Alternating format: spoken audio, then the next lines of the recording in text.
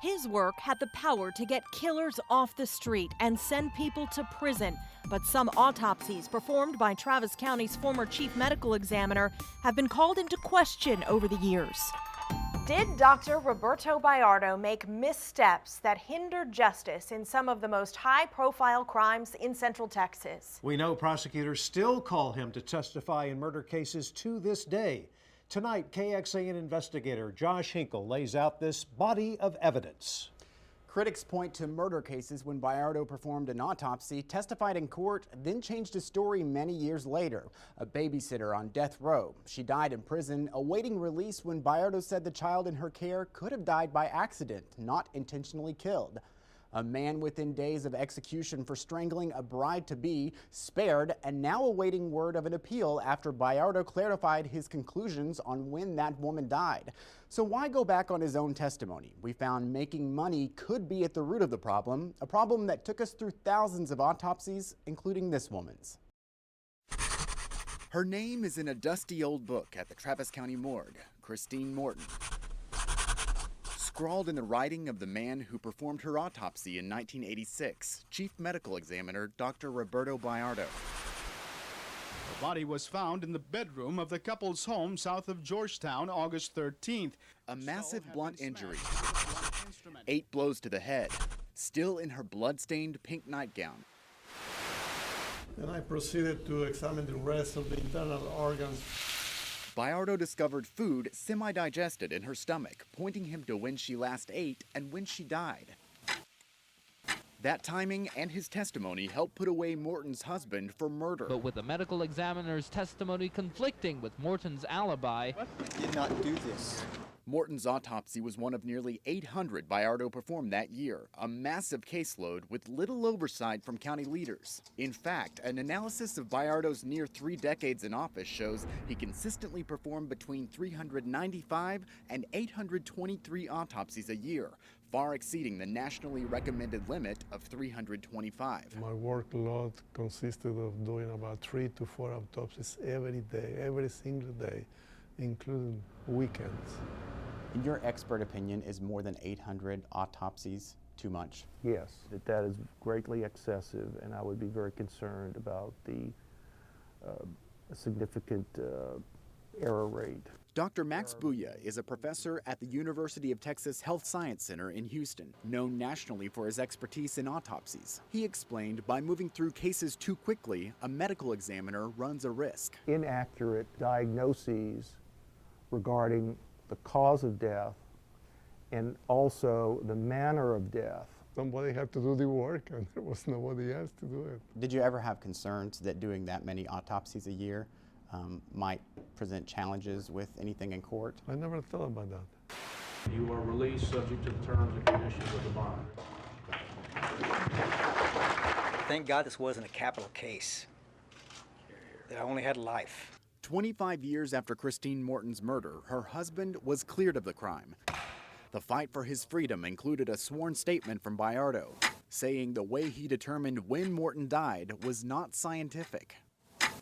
That statement made us wonder, what else would Christine Morton's autopsy report reveal? The county where she was killed didn't have its own medical examiner, so they brought her body here to Bayardo in Travis County, along with $250 for his work. I was angry about it. I mean, it made me indignant. And then I remember him giving us some resistance about telling us, well, how much did you earn? Dr. Bayardo. Former Travis County Judge Bill Alshire says he discovered in the early 90s the ME was supplementing his salary by examining corpses for other counties. It shows how many autopsies he did, and it shows how much money he got. That was a financial incentive for him to see how many autopsies he could do. Doing the coronal removals and doing the tissue work. That passes unanimously. Travis County commissioners eventually came to a formal agreement to handle the funds. The Commissioner's Court does not authorize you to continue doing autopsies for them unless we have a contract in place. The contract made sure the county made money, even though Bayardo would still keep a cut. And this arrangement did not slow him down. Over time, Bayardo raked in around $2.6 million performing autopsies for 45 other counties. Bayardo had operated independently without any oversight for way too long. Frankly, in my opinion, he blew it.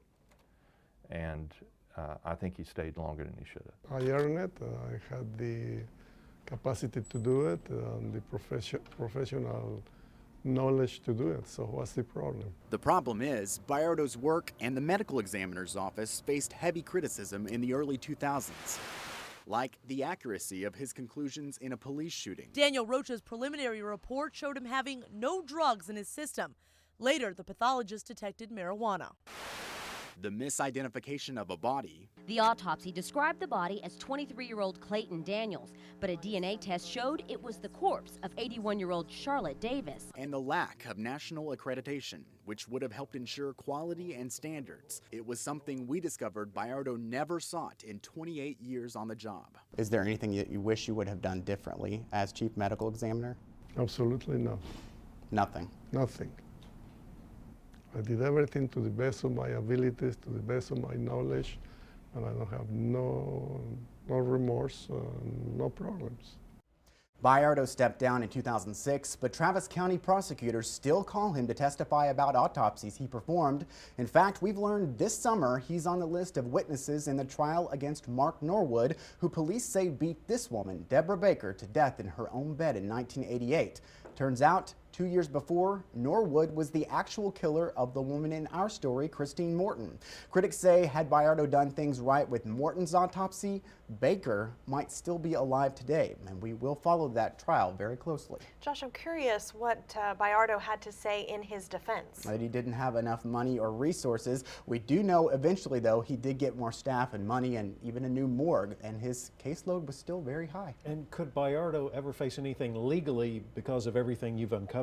Well, the Texas Medical Board typically hasn't gone after medical examiners unless there was clear evidence an autopsy was deliberately mishandled, which could open the door for criminal or civil cases, but with Bayardo, there's no proof of that, and he's not practicing anymore.